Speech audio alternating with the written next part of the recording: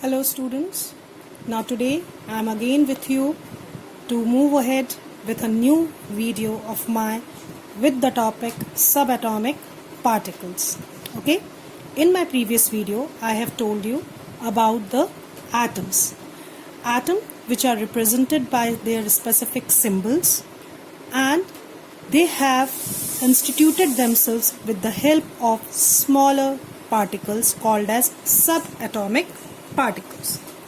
The subatomic particles are of three types, that is proton, neutron and electron.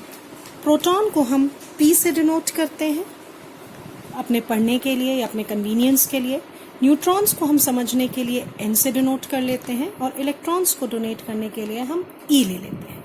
Protons हमेशा positively charged होते हैं, neutrons neutral and electrons जो हैं वो negatively charged होते हैं.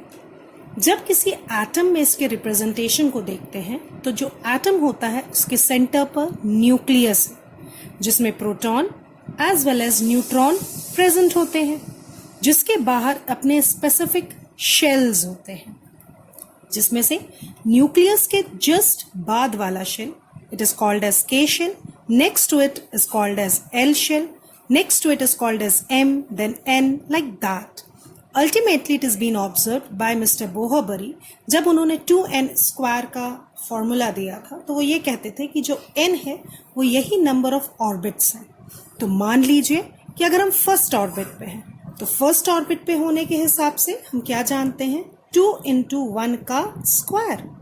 तो 1 का स्क्वायर 1 into 2 करेंगे तो maximum number of the electron occupied in the first shell will be 2. The electrons are present in the shell, तो it has been said कि जो electrons present हैं शेल पे वो पहले शेल पे मैक्सिमम 2 इलेक्ट्रॉन्स होंगे. ठीक उसी तरीके से उसके नेक्स्ट वाले शेल पे 8 इलेक्ट्रॉन्स होंगे, फिर नेक्स्ट वाले पे 8, फिर 18, like this the electrons are present over there. Always remember, nucleus में जितना भी प्रोटॉन होता है उतना ही इलेक्ट्रॉन बाहर होता है.